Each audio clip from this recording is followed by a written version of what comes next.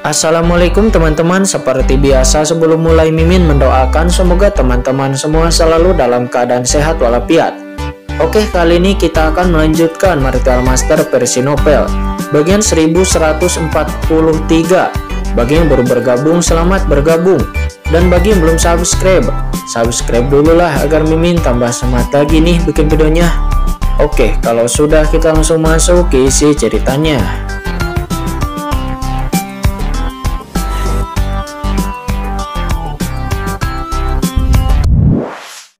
Perhatian, benda itu telah menariknya, kata leluhur naga dengan tiba-tiba. Dan begitu suaranya turun, Xiaolong itu berubah menjadi bayangan hantu naga sungguhan. Dan Xiaolong naik dari galaksi kekacauan itu. Dan Xiaolong langsung bergegas langsung kepada Qin Chen. Dan Xiaolong lalu memasuki cakram Gyeoqian Kun. Dan di saat Xiaolong membumbung ke langit, seekor penyu emas menghantam langit dari galaksi kekacauan tersebut. Penyu emas ini berukuran sebesar gunung kecil dengan cangkang kura-kura emas tebal di punggungnya. Dia dipenuhi dengan napas kekacauan. Di cangkang kura-kura tersebut ada jejak belang-belang yang berubah menjadi rantai emas. Dan saat dia keluar dari galaksi yang kacau, dia naik ke langit seperti matahari yang terik. Hei, harta karun macam apa ini? Itu, penyu emas. Ambil. Banyak ahli yang mulia yang awalnya memancing di sini semuanya menunjukkan warna yang mengejutkan. Mereka sedang memancing di sini tetapi mereka menangkap ikan yang kacau balau. Selain itu, mereka tidak melihat apapun. Tetapi mereka tidak pernah mengira bahwa Qin Chen ketika Qin Chen datang. Dan ternyata itu adalah penyu emas. Dan pada saat yang sama banyak ahli yang mulia yang memandang Qin Chen dengan matanya yang berapi-api. Dan mereka semua juga telah melihatnya. Lobster milik Qin Chen lah yang telah memimpin keluar penyu emas ini. Dan lobster itu mempunyai kemampuan seperti itu. Dan pada saat ini banyak mata ahli yang mulai yang ada di sana menunjukkan keserakahan. Tangkap dia! Boom! Pada saat penyu emas itu muncul, banyak ahli yang mulia yang langsung bergerak. Dalam waktu yang singkat, atmosfer yang mulia mengepul antara langit dan bumi. Dan berbagai serangan-serangan seperti jaring langit dan bumi langsung menyelimuti penyu emas tersebut. Tangkap! Banyak orang yang gembira. Langit dan bumi penuh dengan hukum. Pada saat ini, setidaknya ratusan ahli telah mengambil tindakan. Dan banyak dari mereka adalah ahli yang mulia bumi. Dan penyu emas itu telah ditangkap hidup-hidup di dalam jaring. Hanya orang-orang ini ingin menangkap penyu matahari yang menyala. Konyol, kata leluhur naga. Dia mencibir. Dan begitu suaranya turun, terdengar suara mendengung. Dan penyu emas besar itu tiba-tiba meledak dengan aura matahari yang terik. Itu menggelegar. Dengan kekuatan emas yang melonjak langsung ke langit. Itu seperti letusan gunung berapi. Dan seketika, jaring langit dan bumi yang menutupi dirinya pun terkoyak dalam sekejap. Apa? Semua ahli yang mulia tercengang. Ratusan ahli yang mulia telah bergerak. Tetapi mereka tidak dapat menangkap penyu emas tersebut. Dan kemudian penyu matahari ilahi itu dikepung oleh begitu banyak ahli yang mulia. Dan penyu itu mengeluarkan raungan marah. Namun terlepas dari terus mengejar Xiaolong yang telah menghilang pada tubuh Qin Chen, penyu emas itu pun bergegas menuju galaksi kekacauan di bawah. Tidak, jangan biarkan dia memasuki galaksi ini. Tetap jaga dia. Salah satu ahli yang mulia di sekitar berteriak dan marah. Dan satu demi satu datang. Sebuah serangan telapak tangan langsung dilayangkan olehnya untuk menangkap penyu emas tersebut. Senior leluhur naga, haruskah kita melakukannya? Kata Qin Chen. Pada saat ini dia juga melihat ini dan wajah Qin Chen sedikit berubah. Qin Chen menyadari bahwa orang yang menembak tersebut adalah orang dari ras raksasa. Sedangkan orang dari ras raksasa adalah ras yang cukup kuat di alam semesta. Bagaimana jika dia bisa menangkap penyu emas tersebut? Jangan lakukan itu. Biarkan ras raksasa ini yang melakukannya dengan basis kultivasi Anda saat ini. Jika Anda berani menghentikan penyu matahari yang menyala itu, maka saya takut Anda akan mendapat masalah. Adapun ras raksasa ini, jika dia bisa menghentikan penyu matahari itu, maka leluhur ini akan memenggal kepalanya. Kata leluhur naga. Dia berkata dengan nada yang meremehkan. Mendengar itu Qin Chen kaget. Apakah penyu matahari ini begitu kuat? Meskipun penyu ini terlihat keras, namun bagaimanapun juga dia hanyalah penyu.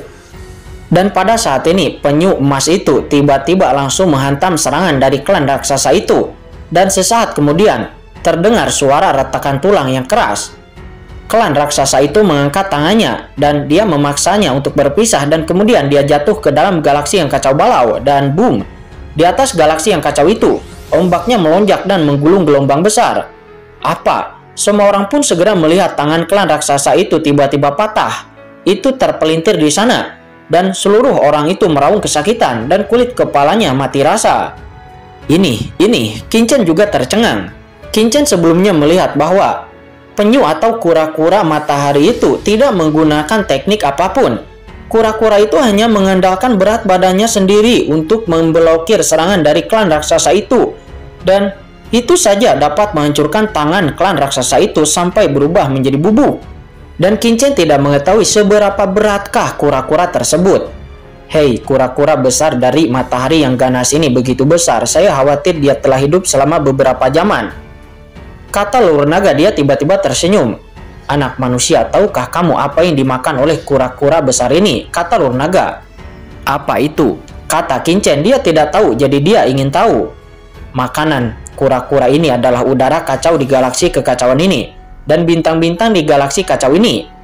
Dia telah mengumpulkan banyak bintang di tubuhnya dan inti dari bintang. Terus dia diberkati terus-menerus selama ratusan juta tahun. Menurut Anda, apakah kura-kura matahari yang terik ini berbobot? Kata leluhur naga. Mendesis mendengar ini, Qin-Chen tiba-tiba menghirup udara dingin. Selama ratusan juta tahun, dia telah memakan bintang sebagai makanan, dan terjadi penyimpangan di dunia ini. Lalu bagaimana aku bisa menangkapnya? Kata Qin-Chen. Dia pun terdiam. Karena dengan bobot beban besar seperti itu, apalagi klan raksasa, Qin-Chen sendiri pun tidak bisa menahannya. Siapa bilang kita akan membawanya? Leluhur naga tertawa. Kamu hanya perlu mengikutinya. Ayo, jangan biarkan dia lari, ikuti dia, kata leluhur naga. Setelah suara leluhur naga itu jatuh, sosok Qin-Chen pun buru-buru melesat dan sosoknya langsung mengikuti kura-kura tersebut. Pada saat ini, setelah kura-kura atau penyu matahari itu terlepas dari serangan klan raksasa itu, kura-kura itu nampak tidak tenggelam ke dalam kedalaman sungai galaksi kekacauan, melainkan kura-kura itu berada di samping permukaan air, dan kura-kura itu terus-menerus berenang. Terkadang kura-kura itu akan melompat tinggi, lalu dia akan menyelam dalam-dalam. Dia berenang sejauh itu. Ikuti dia, ikuti kura-kura emas ini. Tidak hanya Qin-Chen yang mengikuti kura-kura tersebut, tetapi banyak ahli yang mulia yang awalnya memancing di sini juga mengikuti kura-kura tersebut. Banyak dari mereka menatap Qin-Chen. Kura-kura emas ini tertarik kepada Qin-Chen. Tetapi Qin-Chen sebelumnya aneh. Qin-Chen tidak melakukan apapun. Qin-Chen tidak ingin menangkap kura-kura tersebut, tetapi Qin-Chen itu malah mengikuti kura-kura tersebut. Perilaku aneh seperti itu tentu saja menyebabkan banyak mata ahli yang mulia berkedip. Mereka yang bisa datang ke sini bukanlah orang yang bodoh. Mereka telah menebak sesuatu secara samar-samar. Dan kemudian tiba-tiba pemandangan yang spektakuler muncul di galaksi yang kacau ini. Banyak ahli yang mulia yang perkasa yang mengikuti penyu emas itu dan cepat terbang melintasi galaksi yang kacau ini. Dan kemudian beberapa orang lainnya juga terus bergabung dengan tim dan terus mengikuti kura-kura emas tersebut. Pada saat ini, perasaan ilahi Qin-Chen menatap kura-kura matahari yang kuat di depannya. Tidak peduli apakah kura-kura matahari yang kuat itu melompat atau menyelam, dia tidak akan dapat lepas dari pelacakan Qin-Chen. Senior leluhur naga, bisakah kura-kura matahari ini membawa kita ke tempat yang kita tuju? Kata Qin-Chen. Dia mau tidak mau bertanya sambil melihat kura-kura matahari di depannya. Tentu saja dia tidak sesederhana kura-kura, meskipun dia jarang menyerang orang secara aktif, namun jangan remehkan dia, kata leluhur naga. Dengan cara ini, di galaksi ini terdengar suara gemuruh dan banyak ahli yang mulia mengikuti kura-kura raksasa matahari yang terik itu. Dan kura-kura matahari itu berenang dengan cepat. Terkadang kura-kura itu melompat tinggi di atas galaksi. Terkadang kura-kura itu juga menyelam jauh ke dalam galaksi. Dan tidak ada gerakan untuk waktu yang lama. Tetapi tidak peduli bagaimana kura-kura itu berenang, kura-kura itu tidak akan dapat menyingkirkan Qin-Chen dan yang lainnya. Dan pada saat Qin-Chen dan yang lainnya mengejar kura-kura matahari itu, pada saat ini Molly dan Iblis Api Merah juga akhirnya sampai di galaksi kekacauan di bawah kepemimpinan Dewa Iblis Kekacauan. Senior, kita telah berada di galaksi kekacauan. Apa yang harus kita lakukan selanjutnya? Tanya Molly kepada Dewa Iblis Kekacauan. Pertama-tama kita harus mencari sesuatu di galaksi yang kacau ini, kata Dewa Kekacauan. mencari sesuatu. Molly mengerutkan kening. Ya, itu kura-kura, kata Dewa Iblis Kekacauan. Dia mengangguk. Mendengar itu, Molly dan Iblis Api Merah saling memandang dengan tatapan yang tertegun. Mencari kura-kura di galaksi yang kacau ini, apa-apaan ini? Hei, jangan menganggapnya terlalu serius. Kura-kura ini sangat istimewa. Ini adalah produk istimewa di galaksi yang kacau ini. Hanya kura-kura ini yang bisa membawa kita ke inti galaksi yang kacau ini. Jika tidak, bahkan leluhur iblis ini pun tidak akan dapat menemukan tempat intinya. Rahasia ini sangat sedikit orang yang mengetahuinya, dan leluhur iblis ini dapat memberitahu Anda bahwa hanya iblis inilah yang mengetahuinya. Lihatlah ke sekeliling, apakah ada banyak master yang sedang memancing ikan kekacauan di sini? Para idiot ini. Mereka berpikir bahwa mereka menangkap beberapa ikan kekacauan. Itu adalah panen yang bagus. Sangat idiot. Ikan kekacauan ini sebenarnya adalah yang paling tidak mencolok di galaksi kekacauan. Kata Dewa Iblis Kekacauan itu. Dia berkata dengan bangga. Mendengar itu, Molly pun melihat sekeliling dan lalu berkata, "Senior, sepertinya tidak ada yang memancing ikan kekacauan di sini." Omong kosong, biarkan leluhur iblis ini datang dan melihat. Bagaimana mungkin tidak ada orang yang memancing ikan kekacauan di sini? Kata Dewa Iblis Kekacauan itu. Segera jejak energi iblis kacau muncul dari tubuh Molly. Dan Dewa Iblis Kekacauan itu berada di tubuh Molly yang kemudian mengamati sekeliling. Dan kemudian penampilan Dewa Iblis Kekacauan tiba-tiba tercengang. Dan sesaat kemudian di depan mereka bertiga nampak gelombang badai menyapu lautan. Dan kemudian mereka bertiga melihat sekelompok orang kuat berada di galaksi di atas galaksi kekacauan ribuan mil jauhnya. Mereka terbang dengan cepat dan mereka terbang dengan sangat cepat. Jumlah ahli yang mulia ini sungguh mencengangkan. Saat ini mereka terbang melintasi galaksi dengan kecepatan yang sangat tinggi, seolah-olah mereka sedang mengejar sesuatu. Senior, sepertinya ada banyak ahli yang mulia yang mengikuti sesuatu di sana, kata Molly. Dia buru-buru berkata, jangan perhatikan mereka. Orang-orang ini, apa yang bisa mereka kejar? Aku akan mengajarimu cara untuk menarik kura-kura misterius itu. Namun sebelum Dewa Iblis Kekacauan itu bisa menyelesaikan kata-katanya, tiba-tiba Iblis Api Merah melihat sesuatu dan dia lalu berseru, "Molly, lihat orang yang mengejar di depan." "Brengsek, beraninya kamu mengganggu leluhur iblis ini. Apa bagusnya orang-orang itu? Hanya dengan mendengarkan leluhur iblis ini, kamu bisa mendapatkan harta karun itu," kata Dewa Iblis Kekacauan dengan nadanya yang menghina. "Itu dia, Kincen," kata Molly. Dia saat ini telah mengikuti tatapan Iblis Api Merah. Dan cahaya samar tiba-tiba muncul dari mata Molly. "Itu iblis besar," kata Iblis Api Merah. Suaranya bahkan bergetar. "Sial, kenapa suaraku bergetar?" kata Iblis Api Merah. Dia menjadi gila. Pada saat ini mereka telah menerima bantuan dari Dewa Iblis Kekacauan di harta karun Dewa Pentin ini. Dan basis kultivasi mereka berdua juga telah meningkat pesat. Sekarang, seharusnya Kincen lah yang takut kepada mereka berdua. Dan Kincen lah yang seharusnya bergantung kepada mereka berdua. "Oh, itu orang yang kamu sebutkan sebelumnya," kata Dewa Iblis Kekacauan itu. Dia memahami alasan keterkejutan Molly dan Iblis Api Merah. Dan dia pun berkata dengan nadanya yang meremehkan, "Jangan perhatikan mereka." Tidak, senior. Apakah Kincen itu akan mengikuti kura-kura yang Anda sebutkan?" kata Molly. Dia melihat Kincen dengan kelopak matanya yang bergerak-gerak dan pikiran buruk muncul di hatinya. Tidak heran Molly berpikir begitu.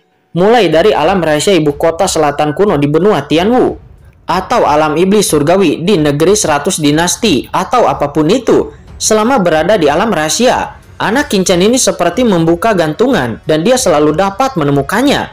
Selama Kincen berada di sana, maka dia akan sangat tidak beruntung. Jadi sekarang bahkan jika itu di surga, ke harta karun Dewa Pentin di medan perang 10.000 ras, ke galaksi kekacauan ini, bahkan jika dia dengan bantuan dari Dewa Iblis Kekacauan kuno. Namun ketika melihat Kincen, Molly secara naluriah akan memiliki perasaan seperti itu, dan hatinya juga pahit. Menurutku kamu terlalu banyak berpikir, nak, kata Dewa Iblis Kekacauan. Dia tiba-tiba tertawa dengan nadanya yang menghina. Kecuali leluhur iblis ini, bagaimana orang lain bisa mengetahui rahasia galaksi kekacauan ini? Bahkan jika dia menemukannya, bagaimana cara dia untuk dapat menemukan kura-kura misterius itu?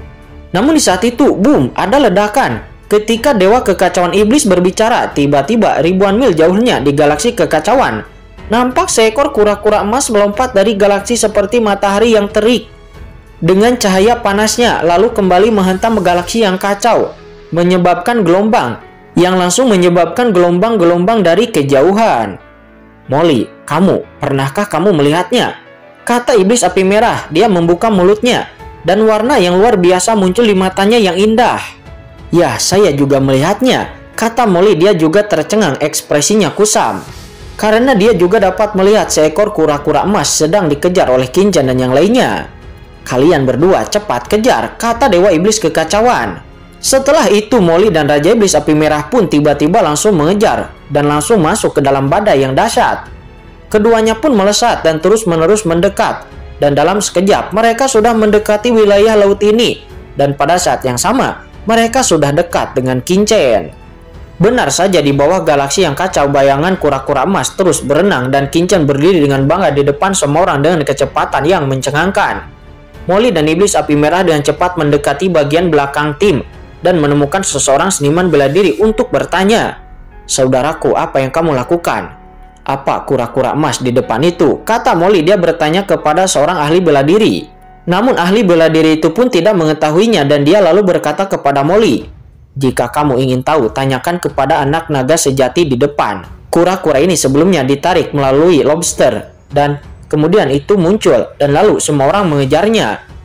Mengetahui berita ini, Molly pun langsung menyadari sesuatu. Anak ini, Qin Chen, pasti dia mendapatkan keuntungan luar biasa di sini, kata Molly, matanya memancarkan cahaya dingin. Pergi, ikuti aku, kata Molly kepada Iblis Api Merah. Keduanya pun langsung berakselerasi dan keduanya pun langsung maju ke depan dan datang ke sisi Qin Chen. Oh, apakah kamu di sini juga? Kata Qin Chen ketika dia melihat Molly dan Iblis Api Merah. Qin Chen tersenyum sedikit tetapi matanya menyipit. Karena Qin Chen menyadari bahwa kekuatan Molly dan Iblis Api Merah meningkat begitu cepat. Qin Chen dengan hati-hati melihat mereka berdua dan basis kultivasi keduanya telah meningkat pesat dibandingkan ketika mereka pertama kali masuk ke sini. Samar-samar bahkan ada napas sihir yang menelan dunia, dan aura kekacauan yang lama dan sederhana tetap ada pada mereka. Meskipun kekuatan ini sangat halus, akan tetapi Qin Chen sangat menyadarinya. Ini jelas bukan napas yang dibawa oleh buah kekacauan kepada mereka berdua, dan keduanya pasti mendapat keuntungan luar biasa di sini. Apakah ini orang yang kamu sebutkan? Biarkan leluhur iblis ini melihat apa yang istimewa dari orang ini, kata Dewa Iblis Kekacauan di tubuh Molly. Dia tiba-tiba berbicara, dan energi iblis yang kacau dari zaman dahulu menyebar darinya dan langsung menyelimuti Qin Chen. Oke, Qin Chen saat ini merasakan tubuhnya dingin, aura yang tidak dapat dijelaskan bertahan pada tubuhnya. Kekuatan jiwa naga di tubuh Qin Chen tiba-tiba meledak, dan kekuatan naga sejati yang berguling di tubuhnya menyapu, mencegah lawan untuk mengintipnya. Tetapi kekuatan ini sangat menakutkan. Naga sejati Qin Chen bahkan tidak bisa melawan. Sebaliknya, dia merasakan kekuatan ini berkeliaran di sekujur tubuhnya, mencoba mencari tahu rahasia Qin Chen. Kata Qin Chen, dia menus dingin, dan segera kekuatan asalnya meledak, dan rantai hukum dewa yang menakutkan melonjak di tubuhnya, dan jiwa laut berada di atas laut. Api teratai hijau yang abadi langsung bergoyang dengan lembut. Gelombang api teratai hijau itu tiba-tiba menyebar, langsung menghancurkan energi iblis yang dingin ini. Apa? Di dalam tubuh Molly, Dewa Iblis Kekacauan tiba-tiba menjerit kesakitan, dan energi iblis yang dilepaskan olehnya dengan cepat ditarik kembali olehnya. Senior, ada apa denganmu? Kata Molly. Dia pun kaget. Dia tahu bahwa leluhur Dewa Iblis Kekacauan sebelumnya sedang menguji Qin Chen. Akan tetapi Molly tidak menyangka bahwa Dewa Iblis Kekacauan ini benar-benar menderita karena Qin Chen. Sial, anak ini sungguh aneh. Yang istimewanya, anak ini sepertinya memiliki kekuatan dunia api, dan itu menyakiti leluhur iblis ini, kata Dewa Iblis Kekacauan. Dia mengutuk, akan tetapi dari suaranya dia sepertinya sangat terkejut. Hei bocah manusia, energi iblis kacau yang memasuki tubuhmu barusan, sepertinya itu adalah napas dari leluhur Luo. Di dalam cakram Gyokian Kun, leluhur naga tiba-tiba terkejut dan berkata kepada Qin Chen, Luo Hu tua, dia masih hidup, kata leluhur naga. Leluhur iblis Luo Hu, kata Qin Chen. Dia bertanya. Leluhur iblis Luo adalah salah satu dari 3.000 dewa dan iblis kekacauan yang lahir di kekacauan ini. Makhluk tua ini sering bertengkar dengan makhluk primordial seperti saya saat itu. Tanpa diduga, dia tinggal di ruang ini dan selamat. Hahaha. Makhluk tua ini, leluhur iblis Luo, dia bukanlah orang yang baik, kata leluhur naga. Dilihat dari nada suara leluhur naga itu, leluhur iblis Luo ini sepertinya tidak memperlakukannya dengan baik. Namun ketika Qin-Chen mengetahui tentang kekacauan 3000 dewa dan iblis, Qin-Chen masih sedikit terkejut. Dia tidak dapat membayangkan bahwa di zaman kuno, begitu banyak makhluk yang lahir dalam kekacauan di sini, termasuk roh yang belum lahir, dan iblis yang kacau. Terlebih lagi, iblis dewa kekacauan ini sepertinya berasal dari ras iblis saat itu. Molly, begitu kamu muncul, kamu bertindak kepadaku. Apakah kamu ingin membatalkan perjanjian denganku dan melakukan sesuatu kepadaku? Kata Qin-Chen. Dia memandang Molly dengan dingin. Qin-Chen, itu adalah sebuah kecelakaan sebelumnya, kata Molly. Dia merasakan napas Qin-Chen dan jantungnya berdebar-debar. Pada saat ini kekuatan naga kacau yang berasal dari tubuh Qin-Chen juga langsung mengejutkannya. Dan Molly langsung menyadari bahwa Qin-Chen juga telah memperoleh banyak hal di sini. Tuan muda ini tahu bahwa itu bukan ulahmu. Jika tidak, bagaimana aku bisa mengampunimu? Tetapi aku akan memperingatkan orang tua di tubuhmu itu. Jika dia berani mengujiku lagi, dia tidak akan menyalahkanku untuk bersikap tidak sopan, kata Qin-Chen. Dia menus dingin. Mendengar itu Molly pun kaget dan dia pun menatap Qin-Chen dengan takjub. Dia tidak menyangka Qin-Chen akan melihat keberadaan ahli teratas kuno yang ada di tubuhnya. Kurang ajar, leluhur ini sangat marah. Nah, apakah kamu tahu siapa leluhur ini? Kata dewa iblis kekacauan. Dia pun menus dingin kepada Qin-Chen dan berkata dengan marah. Dan kemudian, boom, dalam benak Qin-Chen, aura dewa dan iblis yang kacau langsung meresap memancarkan tekanan yang mengguncang dunia. Aku tidak peduli siapa kamu. Meskipun kamu dewa iblis kekacauan, aku masih bisa membunuhmu, kata Qin-Chen. Dia menus dingin. Jika kamu bisa melakukannya, kamu harus menunggu sampai sekarang. Aku khawatir hanya ada satu jiwa yang tersisa padamu. Jika kamu berani memprovokasiku, aku akan menghancurkan rumah inangmu dan membiarkan jiwamu terbang jauh, kata Qin-Chen. Dia mengancam dewa iblis kekacauan itu. Kamu, kata dewa iblis kekacauan. Dia menjadi gila. Tetapi dia benar-benar khawatir bahwa Qin-Chen akan membunuh Molly. Dan sekarang dia berada di tubuh Molly. Dan begitu Molly jatuh, maka dia juga tidak akan lolos dari kematian. Sial, anak ini gila sekali, kata dewa iblis kekacauan itu. Dia mengutuk, akan tetapi dia benar-benar tidak bisa berbuat apa-apa. Hahaha, aku khawatir leluhur iblis Luo ini sudah gila sekarang, kata leluhur naga. Pada saat ini dia di dalam cakram Gyo Qiankun. Dia tertawa terbahak-bahak ketika dia melihat seorang teman lamanya dari zaman kuno, dewa iblis kekacauan, diajari oleh generasi muda seperti Qin-Chen. Hatinya benar-benar sangat bahagia. Lihatlah dirimu sendiri, apakah kamu juga baik, kata Xiaoyu dan Xiaowo. Mereka berdua tiba-tiba berkata dan mengejek leluhur naga. Leluhur naga itu tiba-tiba berhenti berbicara dan tertawa. Meskipun dia sedikit lebih baik daripada leluhur iblis Luo, namun pada saat ini dia sendiri masih terjebak di dalam cakram Gyo Qiankun Qin-Chen dan dia tidak bisa keluar sama sekali. Memang benar nasibnya tidak lebih buruk daripada leluhur iblis Luo.